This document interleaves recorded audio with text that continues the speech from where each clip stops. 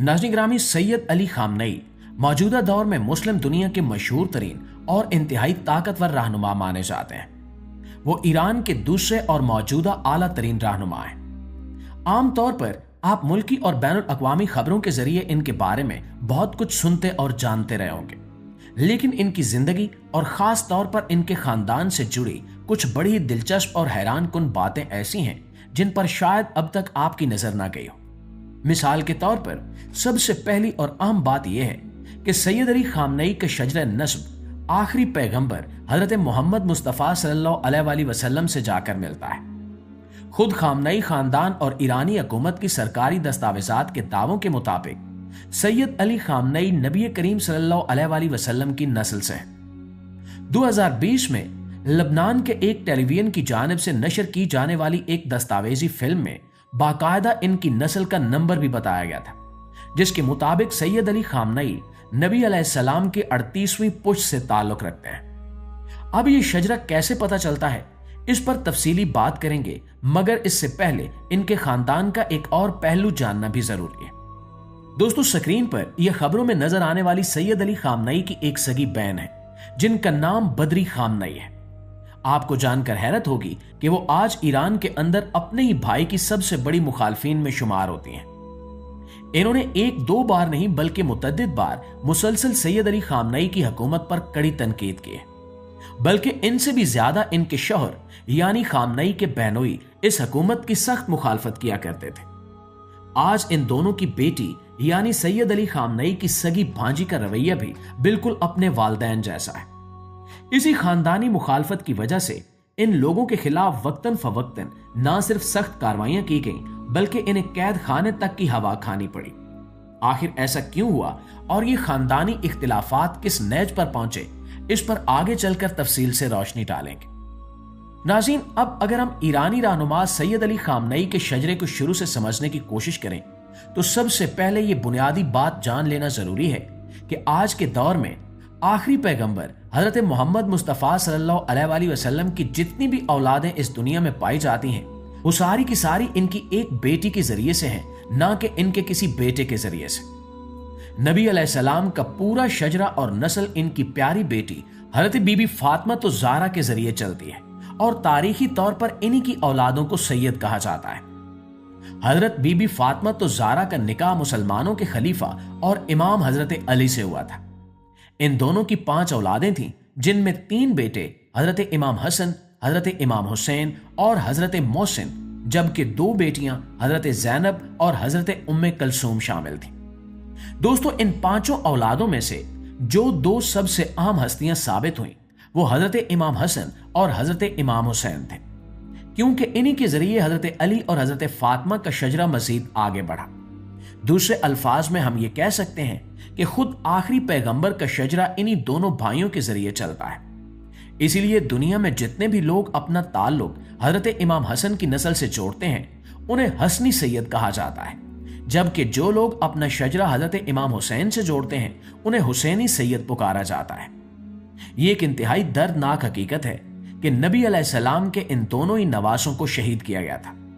हजरत इमाम हसन को जहर दिया गया और हजरत इमाम हुसैन को उनके 72 साथियों के हमरा मैदान करबला में जिस तरह शहीद किया गया, वो तारीख का एक ऐसा बाब है जिसकी तफसीलात बताने की यहां जरूरत नहीं है। मुअज़्ज़िज़ दोस्तों, वैसे तो हजरत इमाम हसन की बेशुमार औलादें थीं, जिनके जरिए इनका शजरा और इनकी नस्ल खूब फली फूली, मगर आज हम सिर्फ हजरत इमाम हुसैन के शजरे पर बात करेंगे। इसकी वजह यह है कि सैयद अली खामनेई का खानदान अपना शजरे नस्ब हजरत इमाम हसन से नहीं बल्कि हजरत इमाम हुसैन से जोड़ता है। जैसा कि तारीख बताती है, करबला के मैदान में जो कुछ भी हुआ, उसके बाद हजरत इमाम हुसैन की सिर्फ एक ही नरीना औलाद बच सकी थी, जिनका नाम हजरत इमाम ज़ैनुल आबिदीन था। बाकी औलादों की तरह वो भी करबला के वाक़े के वक्त वहां मौजूद तो थे, मगर शदीद बीमार होने की वजह से जंग में हिस्सा न ले सके। ये शायद कुदरत का एक खास फैसला था, क्योंकि अल्लाह को इस पूरी नस्ल को सिर्फ और सिर्फ इन्हीं के जरिए आगे बढ़ाना था। नाज़रीन, जब इमाम ज़ैनुल आबिदीन की औलादों पर नजर डाली जाए तो इनके एक बेटे ज़ैद शहीद थे, जिन्होंने अपने साथियों के हमरा अपने दौर में बनु उमैया के जुल्म के खिलाफ तलवार उठाने की जुर्रत की थी। उस दौर में बनु उमैया हद से ज्यादा ताकतवर हो चुके थे। उन्होंने उन लोगों की इस तहरीक को न सिर्फ सख्ती से कुचल दिया, बल्कि जैद शहीद को इनके साथियों समेत शहीद कर दिया। यहां एक और आम बात है जो जानना बेहद जरूरी है, वो ये कि आज के दौर में यमन के इलाके में रहने वाले जिन जैदी शिया लोगों के बारे में आप सुनते रहते हैं और बिलखसूस उनके मुसल्ला गिरोह हौसी के बारे में जो खबरें आती हैं, वो जैदी शिया कहीं और से नहीं बल्कि यहीं से निकले हैं। उस दौर में हुआ यह था कि हजरत इमाम ज़ैनुल आबिदीन की वफात के बाद इमामत को लेकर इख्तिलाफ पैदा हुआ था। कुछ लोगों ने इनके बेटे जैद शहीद को अगला इमाम मान लिया था और वही लोग आगे चलकर जैदी शिया कहलाए, जबकि ज्यादातर लोगों ने हजरत इमाम ज़ैनुल आबिदीन के एक दूसरे बेटे मोहम्मद अल बाकिर को अगला इमाम तस्लीम किया और इन्हीं लोगों को आज के दौर में असना उशरी या 12 इमामों को मानने वाले शिया कहा जाता है। ये वही लोग हैं जो आज इराक, ईरान, हिंदुस्तान और पाकिस्तान जैसे इलाकों में अक्सरियत में पाए जाते हैं।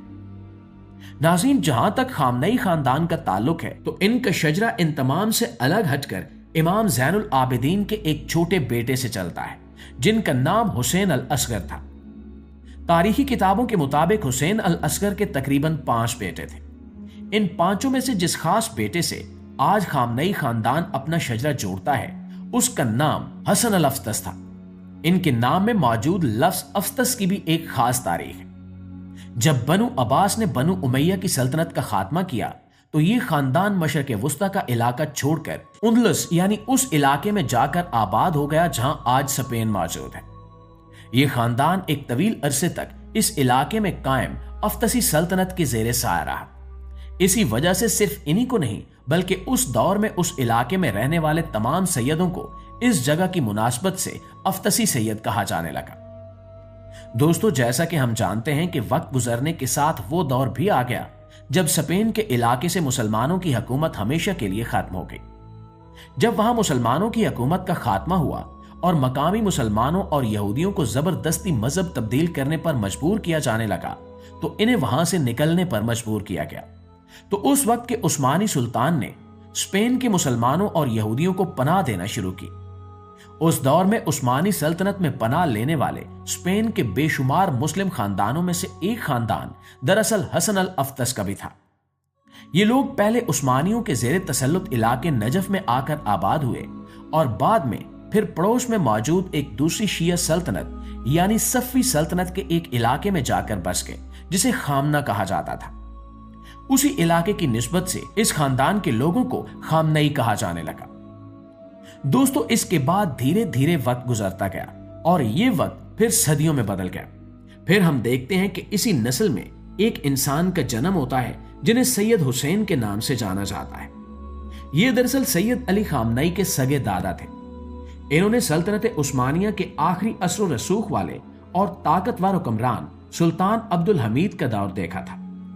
इन्होंने अपनी तालीम के लिए भी सल्तनत उस्मानिया के जेर असर इलाके नजफ में एक तवील वक्त गुजारा और तालीम मुकम्मल करने के बाद भी एक आलम दीन के तौर पर उस इलाके में लंबे अरसे तक क़याम पजीर रहे। वहीं पर इनके बेटे सैयद जवाद का जन्म हुआ, जो दरअसल सैयद अली खामनई के वालिद थे। सैयद अली खामनई के वालिद भी बिल्कुल अपने दादा की तरह एक आलम दीन थे और साथ ही एक मस्जिद के इमाम भी थे। इन्होंने अपनी जिंदगी का बेशतर हिस्सा मशहद शहर में ही गुजारा और वफात के बाद इन्हें वहीं दफन किया गया। दोस्तों, सैयद अली खामनई के वालिद ने अपनी जिंदगी में 2 शादियां की थी। इनकी पहली बीवी से 3 बेटियां पैदा हुईं, जबकि दूसरी बीवी जिनका नाम खदीजा था, उनसे 5 औलादें पैदा हुईं। इन 5 में से 1 बेटी और 4 बेटे थे। इन्हीं 4 बेटों में से एक का नाम अली खामनई था, जिनकी पैदाइश 1939 में इसी मशहद शहर के अंदर हुई, जहां इनके वालिद मुकीम थे। सैयद अली खामनई ने अपनी बुनियादी तालीम मशहद और नजफ जैसे इलाकों से हासिल की और बाद में कुम के इलाके में रहने लगे। वहीं पर इनका राब्ता रूहुल्लाह खमीनी से हुआ, जिन्होंने 1989 के इनकलाब की क़यादत की थी और जिन्हें मौजूदा ईरान का बानी माना जाता है। चूंकि अली खामनई उन चंद लोगों में से एक थे जिन्होंने उस इनकलाब में सबसे अहम किरदार अदा किया था, इसलिए रूहुल्लाह खमीनी की वफात के बाद इन्हें ईरान का दूसरा आला रहनुमा चुन लिया गया और तब से लेकर अब तक यानी गुज़श्ता 36-37 साल से वो मुसलसल इसी मनसब पर विराजमान है। वो ईरान इराक जंग में भी हिस्सा ले चुके हैं और इसके अलावा वो मुल्की सलामती और खुफिया इदारों से जुड़े कई अहम और हसास कामों में भी पेश रहे हैं। जी तो मुआज़िज़ दोस्तों, ये थी हमारी आज की वीडियो के हवाले से आपकी राय क्या कहती है कमेंट में जरूर बताइएगा। वीडियो अच्छी लगी है, आपके इल्म में इजाफे का बायस बनी है और आपने वीडियो से कुछ ऐसा जाना है जो आप पहले नहीं जानते थे, तो हमारी इस कोशिश को एक लाइक और एक शेयर जरूर दीजिएगा। इंशाल्लाह आपकी खिदमत में हाजिर होते हैं एक नई वीडियो के साथ। तब तक अपना ढेर सारा ख्याल रखिए। अल्लाह निगहबान।